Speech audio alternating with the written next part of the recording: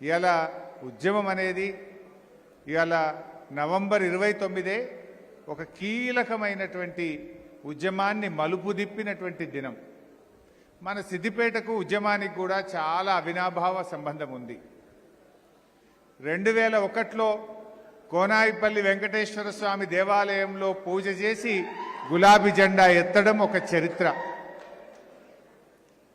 2001లో సిద్దిపేట ఉప ఎన్నికల్లో ఆనాటి అధికార పార్టీ డబ్బుల ధనదాహానికి ఆ అధికార దుర్వినియోగాన్ని తిప్పికొట్టి కేసీఆర్ను గెలిపించిన సిద్దిపేట గడ్డది ఒక చరిత్ర.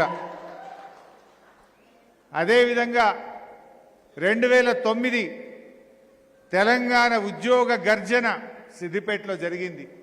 హైదరాబాద్ ఫ్రీ జోన్ కాదు, హైదరాబాద్ ఆరో జోన్లో అంతర్భాగమని సిద్దిపేటలో జరిగిన ఉద్యోగ గర్జన ఒక చరిత్ర.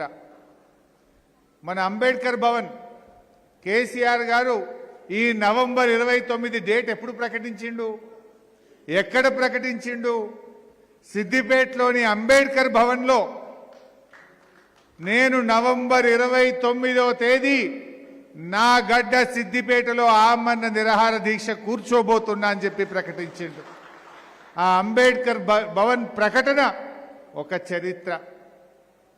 అదేవిధంగా నవంబర్ 29 కరీంనగర్ నుంచి సిద్దిపేటకు వస్తూ అల్గునూరు చౌరస్తాలో కేసీఆర్ను అరెస్ట్ చేయడం, ఖమ్మం జైల్లో పెట్టడం ఒక చరిత్ర. కేసీఆర్ గారి ఆమరణ దీక్ష మరి 11 రోజుల పాటు ప్రాణాన్ని లెక్క చేయకుండా ఆయన చేసినటువంటి దీక్ష ఒక చరిత్ర. మిలియన్ మార్చ్ ఒక చరిత్ర. సాగరహారం ఒక చరిత్ర. రాజీనామాలు, దేశంలో అత్యధిక సార్లు పదవులను గడ్డిపోచల్లాగా రాజీనామా చేసిన బీఆర్ఎస్ పార్టీది ఒక చరిత్ర. ఇలా ఎన్నో ఉన్నాయి. ఎన్నో త్యాగాల ఫలితం, కేసీఆర్ దీక్ష ఫలితం, అమరుల త్యాగ ఫలితం నేటి ఈ తెలంగాణ రాష్ట్రం. మరి కేసీఆర్ గారు చాలా పట్టుదలతో ఆయన ఆమరణ దీక్ష చేసినారు. నిమ్స్లో ఆయన ఆమరణ దీక్ష చేస్తూ ఉంటే ఒకసారి దాదాపు 8 రోజులు 9 రోజులు అయింది. మనిషి బాగా క్షీణించిపోయాడు. బీపీ షుగర్ ఫ్లక్చువేషన్ అవుతా ఉంది, బీపీ బాగా ఫ్లక్చువేట్ అవుతా ఉంది. ఓ రోజు నేను దగ్గరికి పోయి దీక్ష విరమించాలేమో, మీ ప్రాణానికి హాని జరిగే ప్రమాదం ఉందని డాక్టర్లు చెప్తున్నారు అని నేను దగ్గరికి పోయి ఆయనను చాలాసేపు బతిలాడడం జరిగింది. ఆయన ఒక మాట అన్నాడు, హరీష్, తెలంగాణ వచ్చేదాకా నా ప్రాణం పోదు అని నాకు ధైర్యం చెప్పిన నాయకుడు కేసీఆర్. నాకు ఉల్టా ధైర్యం చెప్పిండు మంచం మీద పడుకొని. అంత మొక్కబోని ధైర్యం ఆయనది. ఒకరోజు డాక్టర్లందరూ వచ్చారు, నేను అక్కడే ఉన్నా. మీ క్రియాటిన్ లెవెల్స్ పడిపోతా ఉన్నాయి, ఏ క్షణంలోనైనా మీ కిడ్నీలు ఫెయిల్ కావచ్చు, ఏ క్షణంలోనైనా మీ కిడ్నీలు పనిచేయకపోవచ్చు, మీరు డయాలసిస్ మీదకి వెళ్ళిపోతున్నారు అని డాక్టర్లు హెచ్చరించిండ్రు. మీరు దీక్ష విరమించాల్సిందే, మీకు ప్రాణహాని ఉంది అని డాక్టర్లు హెచ్చరించారు. ఒక మాట అన్నాడు డాక్టర్లతోని, నేను విరమించను, నేను చచ్చిపోతే నా శవం మీద తెలంగాణ జెండా కప్పండి అన్నాడు కేసీఆర్. కొంతమంది మూర్ఖులు ఈరోజు మాట్లాడుతున్నారు కేసీఆర్ దీక్ష మీద. ఆ రోజు దగ్గరుండి చూసిన వాళ్ళు ఎంతోమంది, జయశంకర్ సార్, మందకృష్ణ మాదిగ గారు, ఆర్ విద్యాసాగర్ రావు గారు, పార్టీ శ్రేణులు ఎంతోమంది దగ్గరగా ఉండి చూశారు. ఇవాళ ఒక పిసిసి ప్రెసిడెంట్ మూర్ఖంగా మాట్లాడుతుండు కేసీఆర్ దీక్ష గురించి. అసలు ఆ దీక్ష గురించి మాట్లాడే అర్హత నీకు ఉన్నదా? కేసీఆరే లేకపోతే తెలంగాణ ఎక్కడిది? తెలంగాణ లేకపోతే నీకు ఆ టీపీసీసీ అధ్యక్ష పదవి ఎక్కడిది? అరే, మీ పార్టీ అగ్రనాయకుడు ప్రణబ్ ముఖర్జీ రాసిన పుస్తకం చదువు, మై ప్రెసిడెన్షియల్ ఇయర్స్ అని. భారతదేశ రాష్ట్రపతి ప్రణబ్ ముఖర్జీ ఒక పుస్తకం రాశాడు. ఎందుకంటే తెలంగాణ మీద ప్రణబ్ ముఖర్జీ కమిటీ వేసింది ఆనాటి యూపీఏ ప్రభుత్వం, సంప్రదింపులు చేసింది ఆనాడు ప్రణబ్ ముఖర్జీ.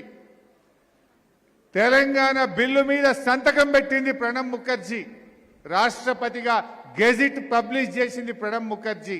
ఆ ప్రణబ్ ముఖర్జీయే ద ప్రెసిడెన్షియల్ ఇయర్స్ అనే తాను రాసిన పుస్తకంలో కేసీఆర్ గురించి ఒక పేజీ రాసిండు. ఒక నాయకుడు కలలు గన్నడు, పోరాటం చేసిండు, తన జీవిత కాలములో తన లక్ష్యాన్ని ముద్దాడిన గొప్ప నాయకుడు కేసీఆర్ అనే మాట నేను చెప్పలే, ప్రణబ్ ముఖర్జీ గారు చెప్పిండ్రు. ఇలా అధ్యక్షుడు, ఆ పిసిసి అధ్యక్షుడు ఒకసారి ఆ పుస్తకం చదువుకొని మాట్లాడు. ఈ చిల్లర మాటలు బంద్ చేయి. కేసీఆర్ దీక్ష లేకపోతే డిసెంబర్ 9 నాడు చిదంబరం ప్రకటన చేస్తుండేనా? డిసెంబర్ 9 ప్రకటన కేసీఆర్ దీక్ష ఫలితం. యావత్ తెలంగాణ జాతి ఒక్కటై రోడ్ల మీదకి వచ్చి తెలంగాణ అగ్ని గుండంగా మారింది. గజగజలాడిపోయి ఐబీ రిపోర్ట్లతో ఆనాటి కేంద్ర ప్రభుత్వం దిగొచ్చి తెలంగాణ ఇచ్చింది తప్ప ప్రేమతో నియ్యలే. ప్రేమతో ఇచ్చిందా? కేసీఆర్ దీక్ష లేకపోతే తెలంగాణ ప్రకటన వచ్చునా? ఇలా దీక్షలు మన వంతు, కక్షలు కాంగ్రెస్ వంతు. దీక్షలు చేసింది బీఆర్ఎస్ నాయకులు. 1531 రోజులు సిద్దిపేట గడ్డ మీద నిరంతర నిరాహార దీక్ష సాగింది కదా. ఎన్ని దీక్షలు చేసినాం? పాపం మా అహ్మద్ లాంటి వాళ్ళు పండుగలు పబ్బాలు లేకుండా కొట్లాడిరు కదా. ఆ దీక్షా శిబిరానికి జస్టిస్ శ్రీకృష్ణ కమిటీ వచ్చింది. సిద్దిపేటకు ఆనాడు జస్టిస్ శ్రీకృష్ణ కమిటీ డేట్ వచ్చి 2010 ఆగస్టు 25. 2010 ఆగస్టు 25 నాడు సిద్దిపేట నిరాహార దీక్ష శిబిరానికి జస్టిస్ శ్రీకృష్ణ కమిటీ వచ్చి అందరి అభిప్రాయాలు తీసుకున్నది. అక్కడి నుంచి చిన్నగుండెవెల్లికి పోయింది. చిన్నగుండెవెల్లిలో మా శంకరక్క, మా చాలా మంది నాయకులు అద్భుతంగా ఎందుకు తెలంగాణ కావాలో బల్ల గుద్ది ఆనాడు జస్టిస్ శ్రీకృష్ణ కమిటీకి చెప్పిండ్రు మా చిన్నగుండెవెల్లి ప్రజలు. అరే ఆ చిన్నగుండెవెల్లే కాదు, చాలా ఊర్లు చిన్నగుండెవెల్లి నుంచి సిద్దిపేట ఆర్డీఓ ఆఫీస్కు వేల మంది మార్చ్ ఫాస్ట్ మా తెలంగాణ మాకు కావాలని పాదయాత్రలు చేసిండ్రు, ధర్నాలు చేసిండ్రు. ఎన్నో గొప్ప గొప్ప త్యాగాలు, పోరాటాల ఫలితం ఇవాళ తెలంగాణ. దీక్షలు మన వంతు, ఇవాళ కుట్రలు కాంగ్రెస్ వంతు, కక్షలు. ఇవాళ ఉద్యమాలు మన వంతు, ఉత్తుత్త హామీలు కాంగ్రెస్ వంతు. మిలియన్ మార్చ్ మన వంతు, మిలియన్ల కొద్ది డబ్బులు ఢిల్లీకి మూటలు కట్టుడు కాంగ్రెస్ వంతు అయిపోయింది.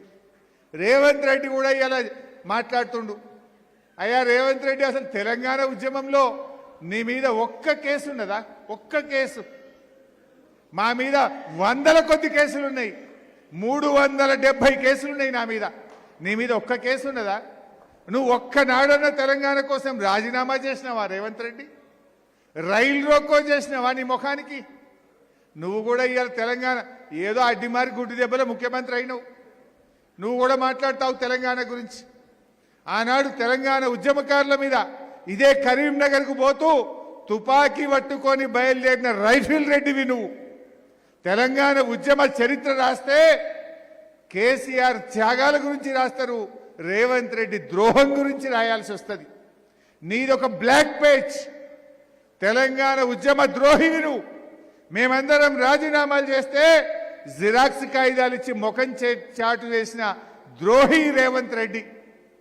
ఇవాళ ఆయనకు ఇవాళ తెలంగాణ ఉద్యమంకు ద్రోహం చేసిన ఆయన కోదండరామరెడ్డికి ముద్దయిపోయిండు. ఉద్యమాలు చేసిన మేము చేదైపోయినాం, ఉద్యమ ద్రోహి రేవంత్ రెడ్డి కోదండరాంకు ముద్దయిపోయిండు.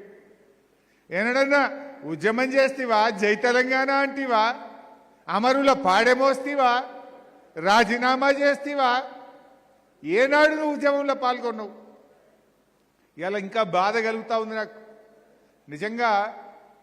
ఢిల్లీలో కేసీఆర్ గారేమో తెలంగాణ సాధించిండు. తెలంగాణ సాధించడమే కాదు, తెలంగాణ ఉద్యమం ఎందుకోసం జరిగింది?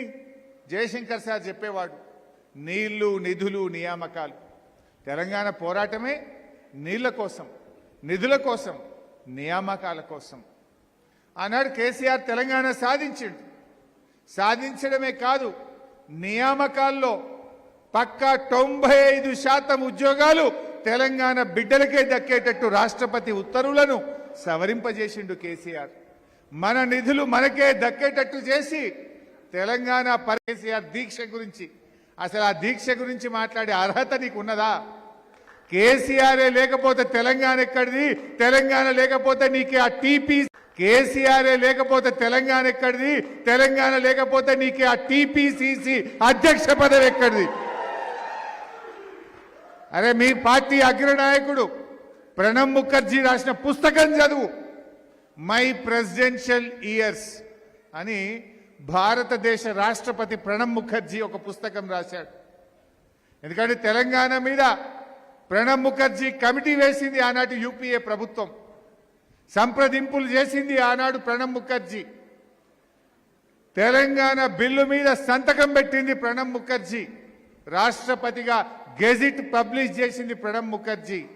ఆ ప్రణబ్ ముఖర్జీయే ద ప్రెసిడెన్షియల్ ఇయర్స్ అనే తాను రాసిన పుస్తకంలో కేసీఆర్ గురించి ఒక పేజీ రాసిండు.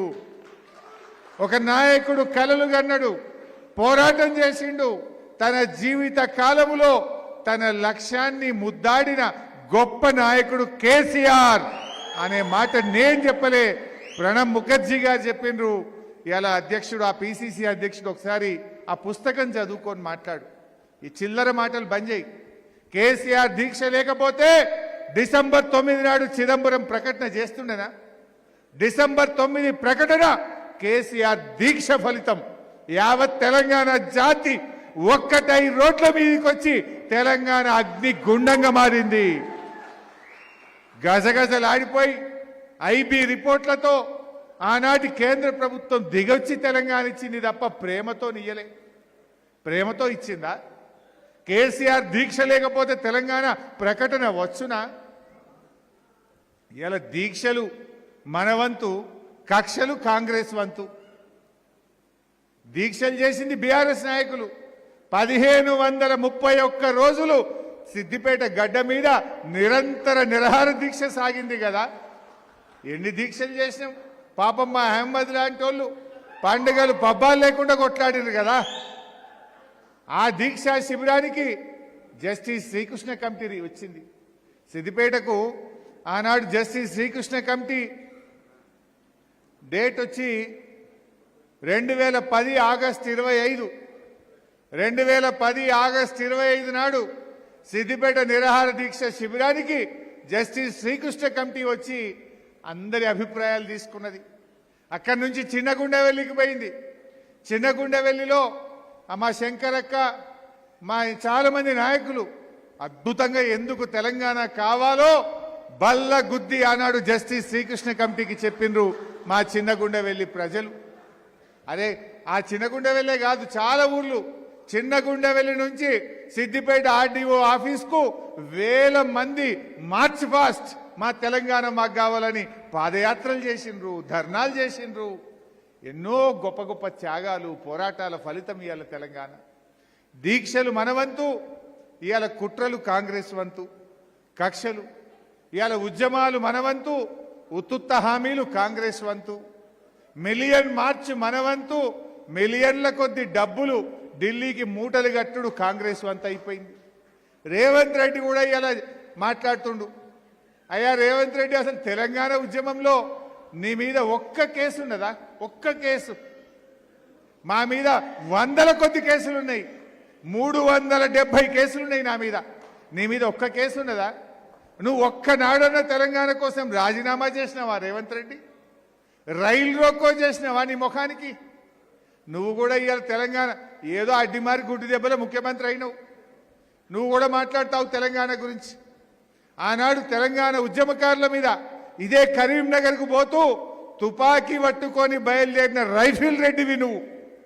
తెలంగాణ ఉద్యమ చరిత్ర రాస్తే కేసీఆర్ త్యాగాల గురించి రాస్తారు, రేవంత్ రెడ్డి ద్రోహం గురించి రాయాల్సి వస్తుంది. నీదొక బ్లాక్ పేజ్. తెలంగాణ ఉద్యమ ద్రోహివి నువ్వు. మేమందరం రాజీనామాలు చేస్తే జిరాక్స్ కాగితాలు ఇచ్చి ముఖం చాటు వేసిన ద్రోహి రేవంత్ రెడ్డి. ఇవాళ ఆయనకు ఇవాళ తెలంగాణ ఉద్యమంకు ద్రోహం చేసిన ఆయన కోదండరామరెడ్డికి ముద్దయిపోయిండు. ఉద్యమాలు చేసిన మేము చేదైపోయినాం, ఉద్యమ ద్రోహి రేవంత్ రెడ్డి కోదండరాంకు ముద్దయిపోయిండు.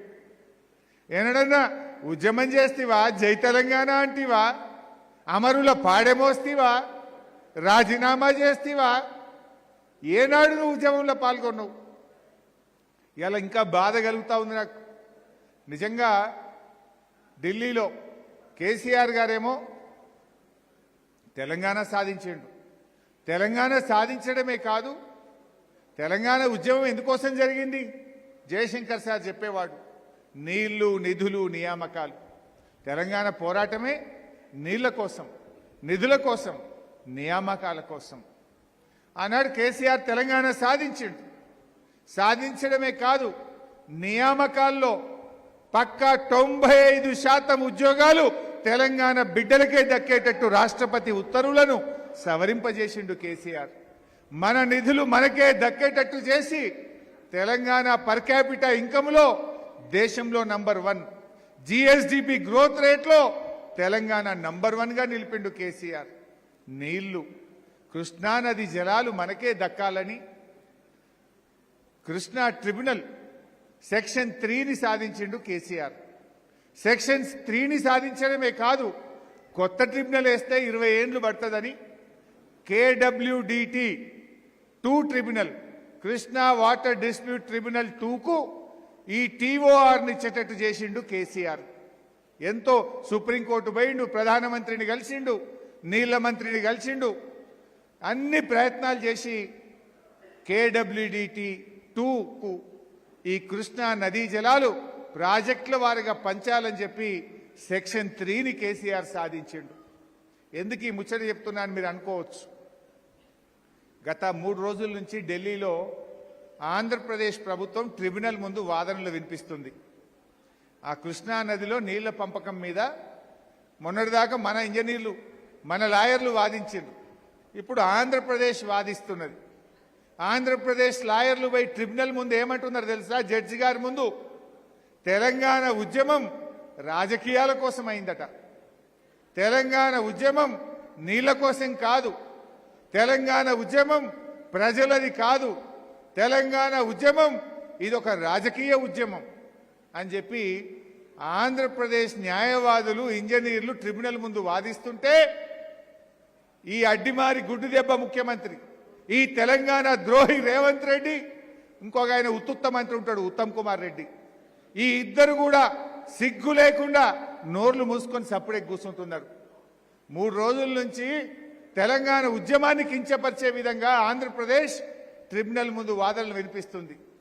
అంటే ఇవాళ అమరుల త్యాగాలు ఉత్తయేనా? లక్షలాది కోట్లాది మంది తెలంగాణ ప్రజల పోరాటం ఉత్తదేనా?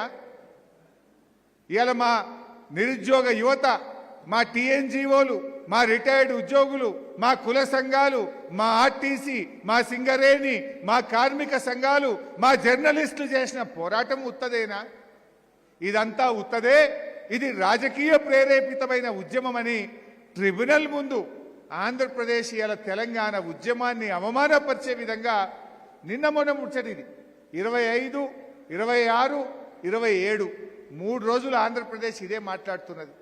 మరి ఆంధ్రప్రదేశ్ అట్లా మాట్లాడితే తెలంగాణ లాయర్లు మాట్లాడొద్దా? తెలంగాణ ఇంజనీర్లు లేచి దాన్ని ఖండించొద్దా?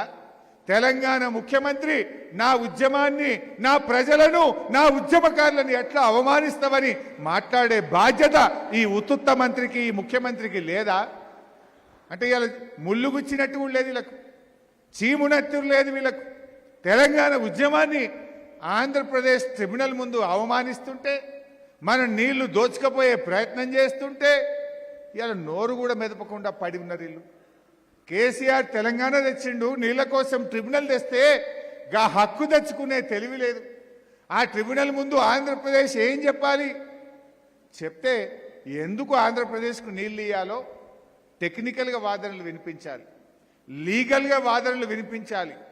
లీగల్గా మాట్లాడతలేరు, టెక్నికల్గా మాట్లాడతలేరు, కేవలం మన మీద బురద జల్లుతా ఉన్నారు, మన ఉద్యమాన్ని తక్కువ చేసి చూపిస్తా ఉన్నారు, మన ఉద్యమకారులను, అమరులను అవమానపరిచే విధంగా ఇవాళ ఆంధ్రప్రదేశ్ ట్రిబ్యునల్ ముందు వాదనలు వినిపిస్తూ ఉంది. ఇప్పటికైనా ఓ ఉత్తుత్త మంత్రి, ఓ అడ్డిమారి గుడ్డి దెబ్బ ముఖ్యమంత్రి, కళ్ళు తెరవండి, సోయి తెచ్చుకోండి, ఆ కృష్ణా ట్రిబ్యునల్లో తెలంగాణ వాటా సాధించండి. చేత కాకుండా దద్దమల్లాగా నోర్లు మూసుకొని ఉండకండి. ఇది తెలంగాణ 3 కోట్ల ప్రజల ఆత్మ గౌరవం. ఈ 3 కోట్ల ప్రజల ఆత్మ గౌరవాన్ని దెబ్బతీసే విధంగా ఆంధ్రప్రదేశ్ ఇలా ట్రిబ్యునల్ ముందు మాట్లాడుతూ ఉంది. ఎందుకంటే నీవు ఉద్యమం చేయలేదు, నీకు ఉద్యమకారుల విలువ తెలియదు, ఉద్యమకారుల పౌరుషం తెలియదు, తెలంగాణ ఆత్మగౌరవం నీకు అంతకంటే లేదు రేవంత్ రెడ్డి. కానీ ఆ కాంగ్రెస్లో ఎవరన్నా ఉన్నోళ్ళు, తెలంగాణ సోయి ఉన్నోళ్ళు, తెలంగాణ వాళ్ళు ఎవరైనా ఉంటే ఇప్పటికైనా కళ్ళు తెరవండి, ధీటుగా ఆ ట్రిబ్యునల్ ముందు తెలంగాణ వాదనలు వినిపించాలని చెప్పి నేను ఈరోజు ఈ ప్రభుత్వాన్ని హెచ్చరిస్తా ఉన్నా. ఏది ఏమైనా ఇవాళ తెలంగాణ రాష్ట్రం ఏర్పడ్డది కనుకనే పచ్చని పంటలు కనబడతా ఉన్నాయి, 24 గంటల కరెంట్ వస్తూ ఉంది, ప్రతి ఇంటికి త్రాగునీరు వస్తూ ఉంది, 1 కోటి ఎకరాల మాగాణిగా తెలంగాణ మారింది, ధాన్యం ఉత్పత్తిలో దేశంలో నంబర్ 1గా ఈ తెలంగాణ నిలిచిందంటే అది కేసీఆర్ దీక్ష ఫలితం, అమరుల త్యాగ ఫలితం. నవంబర్ 29 దీక్ష చేపట్టిన దినం యొక్క ప్రాధాన్యత. ఇవాళ ఈ దీక్ష లేకపోతే ప్రకటనే రాదు కదా. నవంబర్ 29 దీక్ష లేకపోతే డిసెంబర్ 9 ప్రకటన రాదు, డిసెంబర్ 9 ప్రకటన లేకపోతే జూన్ 2వ తేదీ ఉండదు.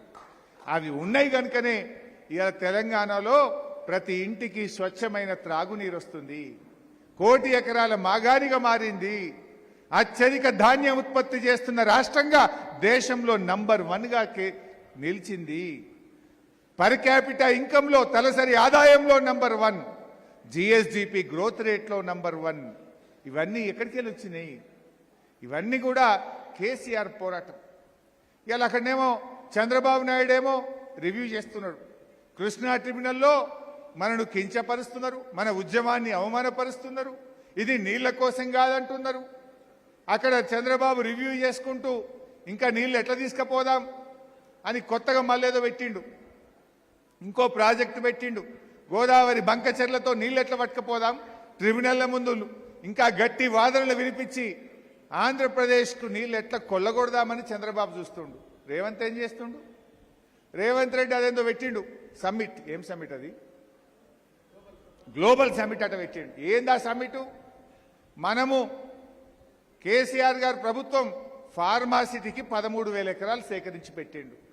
ఆ 13,000 ఎకరాలు బడా బడా కంపెనీలకు ఎట్లా అమ్ముకుందామనే పనిలో రేవంత్ రెడ్డి బిజీ ఉన్నాడు. తన అనుయాయులకు ఎట్లా కట్టబెట్టాలనో ఆయన బిజీగా ఉన్నాడు. ఆ ఉత్తుత్త మంత్రి ఏమో సీమగుట్టినట్టు లేదు ఆయనకు. రేవంత్ రెడ్డి ఏమో గ్లోబల్ సమ్మిట్ తోని భూములు అమ్ముకోవాలి, తన అనుయాయులకు కట్టబెట్టే పనిలో ఆయన ఉంటే, చంద్రబాబు ఏమో నీళ్లు కొల్లగొట్టే పనిలో చంద్రబాబు ఉన్నాడు. ఇప్పటికైనా తెలంగాణ వాదులు, తెలంగాణ ఉద్యమకారులు ఈ రేవంత్ రెడ్డి ప్రభుత్వం చేస్తున్న ద్రోహాన్ని గ్రహించాలి, గుర్తించాలి అని చెప్పి కూడా నేను ఈ సందర్భంగా మనవి చేస్తూ, మరి కేసీఆర్ గారు చరిత్ర ఉన్నంతకాలం, ఈ రాష్ట్రం ఉన్నంతకాలం కేసీఆర్ పోరాటం ఉంటుంది, కేసీఆర్ త్యాగం చరిత్ర పుటల్లో ఉంటుంది. రాష్ట్రం ఉన్నంతకాలం కేసీఆర్ గారి పేరు ఉంటుంది. ఎవరో పిసిసి ప్రెసిడెంట్ అన్నంత మాత్రాన ఇది నిజాలు అబద్ధాలు కావు. ఈ నిజాలు, ఈ సాక్ష్యాలు ఎప్పుడు కూడా మర్చిపోరు అనేటువంటి విషయాన్ని నేను తెలియజేస్తూ, ప్రణబ్ ముఖర్జీ గారు రాసిన పుస్తకం కోయలిషన్ టైమ్స్ అనే ఇంకో పుస్తకం కూడా రాసిండు ఆయన.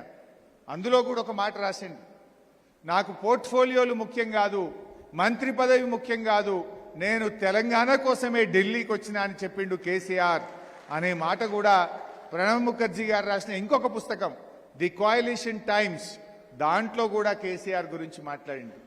అంటే ఢిల్లీలో మంత్రి పదవిని, పోర్ట్ఫోలియోని కూడా త్యాగం చేసి తెలంగాణ కోసం పోరాడిన విషయాన్ని మనం చెప్పలే, కాంగ్రెస్ ప్రముఖ నాయకుడు ప్రణబ్ ముఖర్జీ చెప్పిండు. ఇట్లా ఎన్నెన్నో విషయాలు ఉన్నాయి. ఇప్పుడే ప్రభాకర్ అన్న చెప్పినట్టుగా నేను ఎక్కువ స్పీచ్లు ఇచ్చి బోర్ కొట్టించాను. ఇలా 5 గంటలకు నామినేషన్లు లాస్ట్ ఉన్నాయి. మా సర్పంచ్ గారు చివరగా మాట్లాడి ఆయన ఓట్ ఆఫ్ థ్యాంక్స్